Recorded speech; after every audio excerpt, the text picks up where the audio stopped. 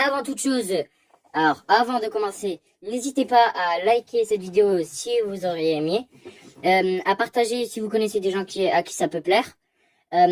Aussi, n'hésitez pas du coup à vous abonner si ça vous a plu. Et je ferai la partie 2 à 10 likes. Comme ça c'est dit. Donc n'hésitez pas à liker direct si vous avez aimé et vous voulez une partie 2. Et regardez bien jusqu'à la fin, parce que à la fin, en vrai, il y a quelque chose, un petit secret. Et je vous vois ceux qui veulent skip là déjà, qui se disent ouais bon bah je vais aller à la fin de la vidéo pour voir ce qu'il y a. Donc pour voir la vidéo en entier, il faut déjà voir toute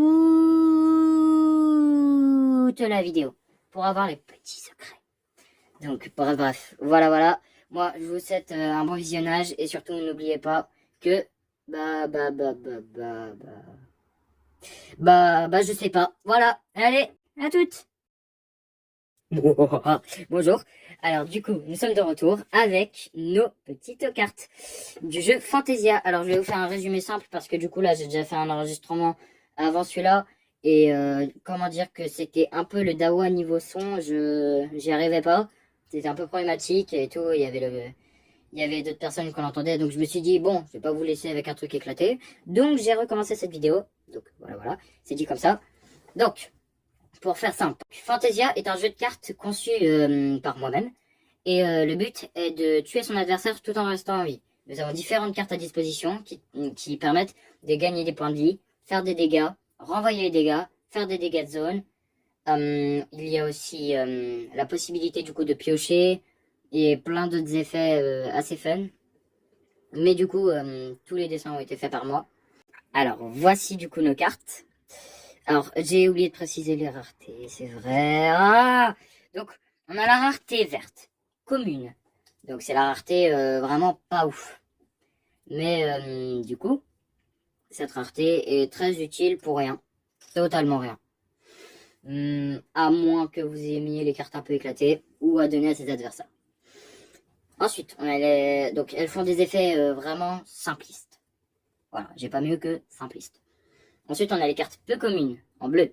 Celles-ci vont avoir un effet un peu mieux, parfois bien, parfois pas ouf.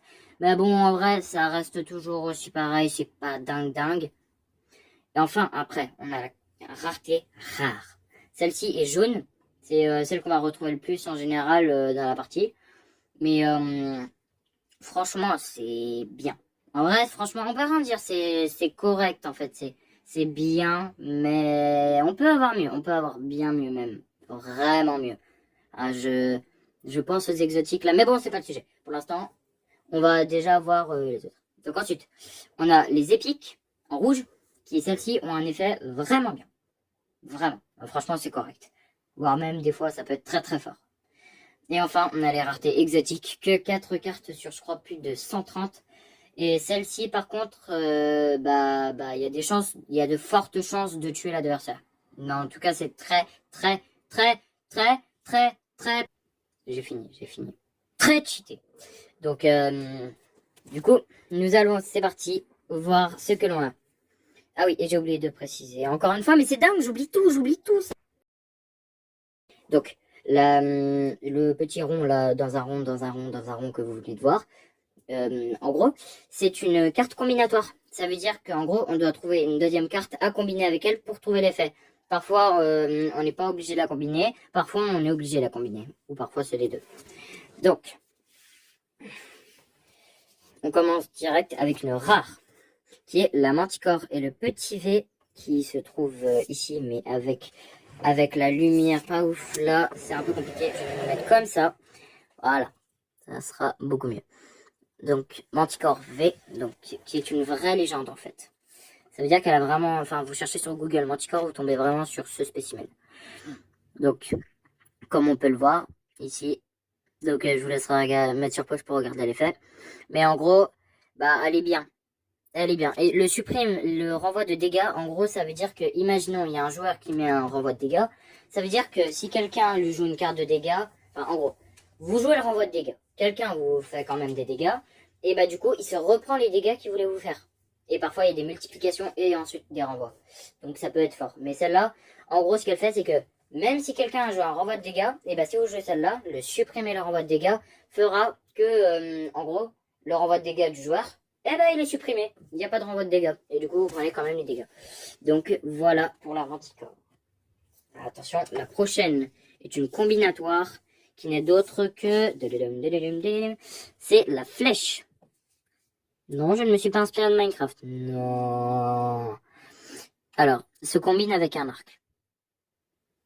Voilà, c'était la fin de la carte. Non, c'est vrai. En vrai, elle se combine avec un arc et du coup, on ne peut pas la jouer comme ça. Il faudra l'arc pour la combiner. Et du coup, on verra l'effet de l'arc dans une prochaine vidéo parce que j'avais déjà enregistré, du coup, je sais déjà qu'il n'y a pas l'arc. Mais on a quand même une autre arme en attendant, qui n'est autre que le pistolet de pirate. Ça fait bizarre de faire devoir la même phrase. Bon, bref, je vais arrêter de parler des backstage.